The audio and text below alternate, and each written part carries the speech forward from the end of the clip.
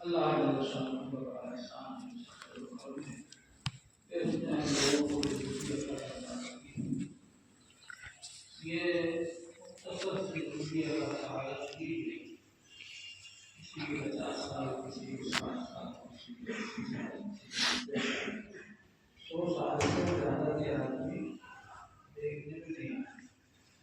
100 سال زیادہ سے زیادہ اگر کسی کا سمجھ سکتا، اس سے زیادہ کی کوئی آدمی دیکھنے میں نہیں آتی۔ تو یہ مختصر زندگی اللہ تعالیٰ نے عطا فرمائی ہے، یہ اللہ تعالیٰ کا احسان ہے۔ حدیث شریف میں آتا ہے کہ پچھلی امتوں کا اور اس امت کا حال ایسا ہے جیسے ایک آدمی نے مزدوری کی ہو فجر سے ظہر تک، ایک نے مزدوری کی ہو ظہر سے عصر تک، اور ایک نے مزدوری کی ہو عصر سے مغرب تک۔ اور جب مزدوری ملنے کا وقت آیا تو زیادہ مزدوری اس کو ملی جس نے عصر سے مغرب تک کام کی۔ اس لیے امتوں کی عمریں بہت لمبی ہوا کرتی تھی، 1000 سال تک عبادت کرتے تھے۔ قرآن پاک میں ہے کہ اللہ تعالیٰ نے حضرت نوح علیہ السلام کو نبی بنا کر بھیجا اور انہوں نے 950 سال تک تبلیغ کی، 950 سال تک تبلیغ کی، پھر عمر کتنی ہوگی ان کی؟ تو اس لیے امتوں کی عمریں بہت لمبی ہوا کرتی تھی۔ اس امت کی عمریں مختصر، زیادہ لمبی نہیں، لیکن اللہ تعالیٰ نے اس امت کے لیے اجر و ثواب بہت رکھا ہے۔ تو یہ ہم لوگ کو اللہ تعالیٰ نے جو عطا فرمائی، اس عمر کی ہمیں قدر کرنا چاہیے۔ اللہ تعالیٰ نے فرمایا الذی خلق الموت والحیاۃ، اللہ وہ ہے جس نے زندگی بھی بنائی اور موت بھی بنائی۔ زندگی بھی اللہ نے بنائی اور موت بھی اللہ نے بنائی۔ ہمارے حضرت قاضی نجم حسین صاحب رحمۃ اللہ علیہ تھے، پیدا ہونا ہمارے اختیار میں نہیں، اللہ جب چاہتا ہے پیدا کرتا ہے۔ فرماتے تھے اگر پیدا ہونا ہمارے اختیار میں ہوتا تو ہم تو آج سے برسوں پہلے زمین پر کود گئے ہوتے، لیکن ہمارے اختیار میں نہیں پیدا ہونا، اللہ نے اپنے اختیار میں رکھا ہے۔ جب چاہتا ہے دنیا میں بھیجتا ہے انسان، اور جب تک چاہتا ہے دنیا میں رکھتا ہے، یہ بھی اللہ کے اختیار میں ہے۔ اگر انسان کے اختیار میں ہوگا کوئی بھی بادشاہ نہیں مرتا، کوئی بھی مالدار آدمی، بڑا آدمی نہیں مرتا، لیکن اللہ تبارک و تعالیٰ نے اپنے اختیار میں رکھا ہے۔ اس لیے جب وقت پورا ہو جاتا ہے تو پھر ہر انسان کو دنیا سے جانا ہی ہے، پھر وہ رک نہیں سکتا ہے۔ اذا جاء اجلهم فلا يستاخرون ساعة ولا يستقدمون، جب وقت مقرر آ جائے گا ایک سیکنڈ بھی نہ آگے ہو سکتے ہیں، پیچھے ہو سکتے۔ اللہ تعالیٰ نے ایک نظام بنایا ہے دنیا کا، تو موت بھی انسان کو آتی ہے، اللہ کی بھیجی ہوئی ہے، وہ بھی اللہ نے بنائی، اور زندگی بھی اللہ نے بنائی۔ کاہے کے لیے بنایا؟ لیبلوکم ایکم احسن عملا، تاکہ تمہارا امتحان لے کہ کون اچھے کام کرنے والا ہے۔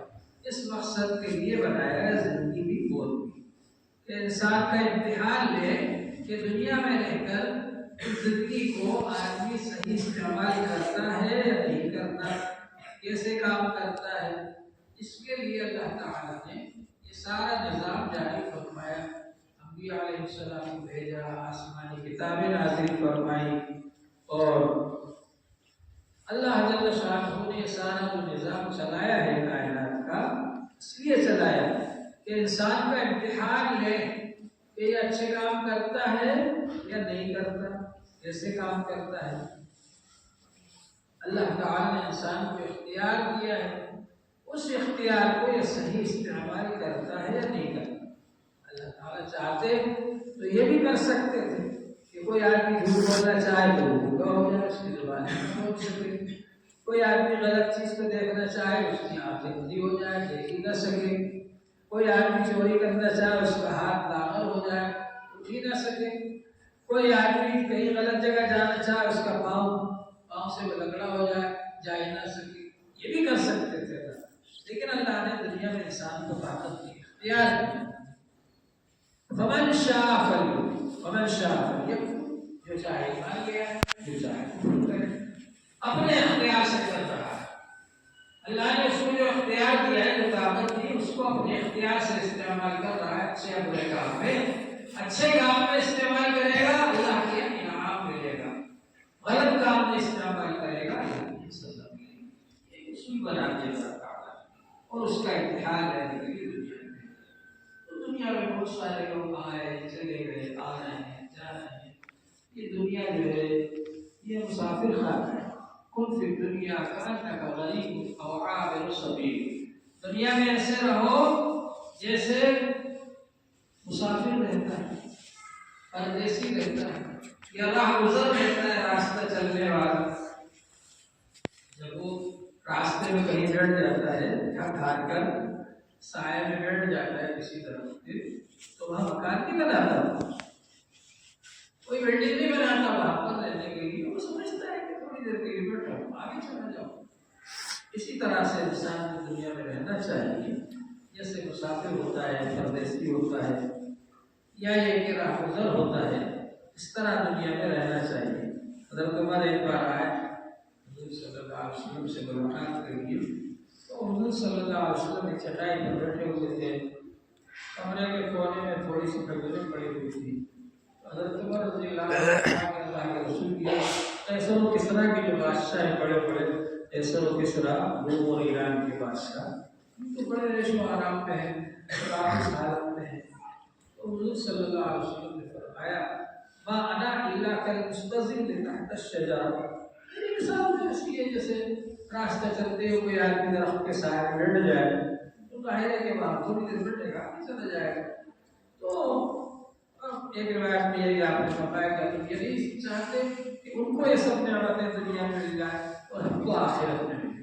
تو ایمان والا یہی سوچ کر دنیا میں زندگی گزارتا ہے کہ دنیا تو جیسی بھی ہے گزر ہی جائے گی، اصل نعمت کیا آخرت کی ہے، اصل وطن ہمارا آخرت کا ہے۔ حضرت شاہ ابراہیم رحمۃ صاحب رحمۃ اللہ علیہ فرماتے تھے کہ دنیا مسافر خانہ ہے اور اسٹیشن جو ہے وہ قبر ہے، اور وہاں اصل وطن ہمارا جنت ہے، جنت میں پہنچنا ہے۔ تو بہرحال بہت سارے لوگ آ رہے ہیں جا رہے ہیں، لیکن ان میں کچھ حضرات ایسے ہوتے ہیں کہ جو ایسے ایسے کام کر کے جاتے ہیں کہ ان کو یاد رکھا جاتا ہے۔ ان میں سے ایک بزرگ ابھی گزرے گئے کل، حضرت مولانا پیر ذوالفقار صاحب رحمۃ اللہ علیہ پاکستان میں تھے، ہندوستان میں تشریف لائے تھے، وہ دارالمعلوم میں بھی تشریف لائے تھے۔ بہت بڑی ہستی تھی، بہت بڑے بزرگ تھے، سلسلہ نقشبندیہ جو بزرگی کی لائن میں، پیری مریدی کی لائن میں 4 سلسلے ہیں، ان میں ایک سلسلہ ہے سلسلہ نقشبندیہ۔ تو نقشبندی سلسلہ جو ہے ہمارے ہندوستان میں چل رہا ہے مقصد دراز سے۔ یہاں پر حضرت مجدد الفسانی رحمۃ اللہ علیہ ہوئے، ان کے بڑے کارنامے ہیں، اسلام کو مٹانے کی کوشش کی، اور اللہ تعالیٰ نے حضرت مجدد الفسانی رحمۃ اللہ علیہ سے بڑا کام کیا۔ اکبر یہ سمجھتا تھا کہ اب 1000 سال ہو گئے، اسلام کو ختم ہو گیا، اب نیا مذہب آنا چاہیے، وہ اپنا مذہب ہے، اس کو اختیار کرو۔ اور وہ بادشاہ تھا تو لوگ مجبور کرتا تھا اس کے لیے، اس کا مقابلہ کرنے کے لیے اللہ تعالیٰ نے حضرت مجدد الفسانی رحمۃ اللہ علیہ کو کھڑا کیا۔ بادشاہ کا مقابلہ کرنے کے لیے فقیر کو کھڑا کیا اللہ نے، جن کے ہاتھ میں ظاہری طور پر کچھ نہیں تھا، نہ فوج تھی، نہ خزانہ تھا، نہ کچھ تھا، لیکن اللہ نے ان سے بڑا کام کیا اور حالانکہ بادشاہ نے قدرت کر دیا تھا گوالیئر کے قلعے میں، لیکن بہرحال اللہ تبارک و تعالیٰ نے رہا کرایا اور ان سے بہت کام کیا۔